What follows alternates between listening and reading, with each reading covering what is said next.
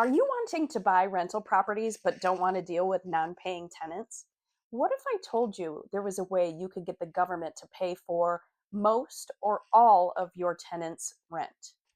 Today, I'm going to be talking about how you can rent your properties to a Section 8 tenant.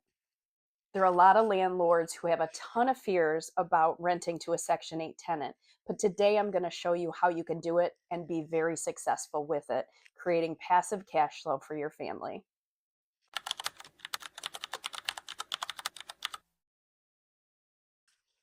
First, let's talk about what Section 8 is. It's the Housing Choice Voucher Program, and it helps low income people find safe, decent housing. It's where the government pays some or all of the rent depending on a person's situation.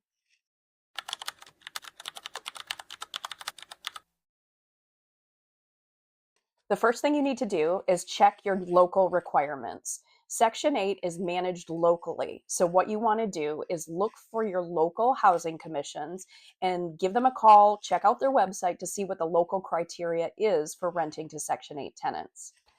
The requirements are typically listed on the website and they're going to relate to the condition of the property. They're going to want to make sure it's safe for somebody. So they're going to be looking at door latches, electrical, making sure GFCIs are in the appropriate places. They're going to want to make sure that there's smoke alarms and a carbon monoxide detector, things of that nature to make sure that it's safe for people to move into.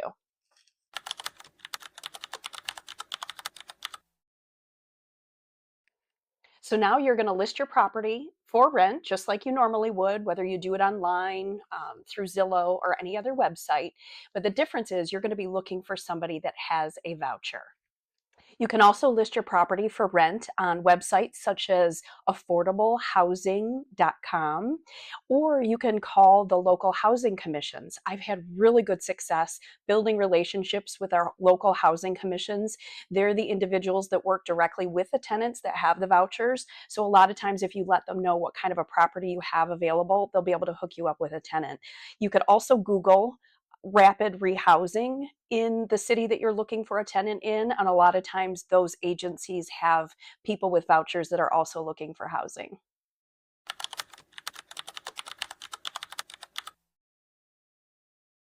And then you go ahead and screen tenants just as you would anyone else. So, the common misconception is that people feel that if they say they're going to accept a voucher, they have to take anybody. And that's definitely not the case. Whatever your screening process is for non voucher tenants, you can use the exact same thing. If you like to talk to previous landlords, do a background check, all that kind of stuff, it's really ultimately up to you who you decide to rent your property to.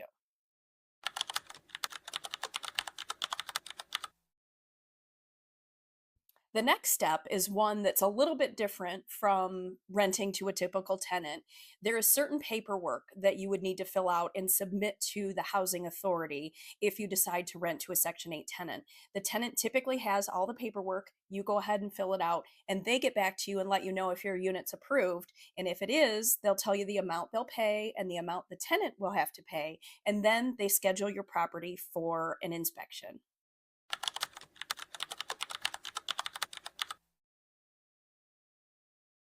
Like I said, the inspection is really mostly safety driven, but as long as your unit is in good shape and things are in working order, you should not have an issue. But like I said, there's always a list of things that they look at during their inspection, typically on their website. If you already maintain your property to a good standard, there's not going to be anything you need to worry about here.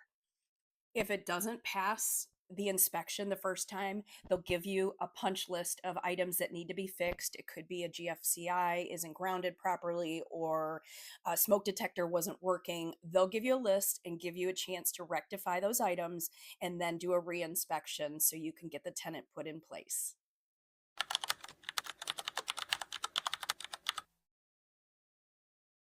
Once you get the thumbs up on the inspection, you can go ahead and do the lease. And the lease is very similar. You use the lease that you use typically for non Section 8 tenants, and they have to make sure that there's a couple items in there. Typically, who's providing the appliances is an item that has to be in there. And aside from that, they'll take a look at it, let you know if there's anything that needs to be changed. And once you sign that lease, you're pretty much good to go. I know there's a ton of horror stories out there about people renting to Section 8 tenants, but I'm telling you from firsthand experience, I have had some of the best tenants. And as long as you follow these steps and really screen your tenants, you will not have a lot of the issues that I feel like these people are having. In fact, some of the evictions that I've had to do have all been non Section 8 tenants. And so for me, I'm a firm believer. It seems like a great program. If you need help getting started or if there's any questions I can answer, just leave a comment below and I'd be glad to help.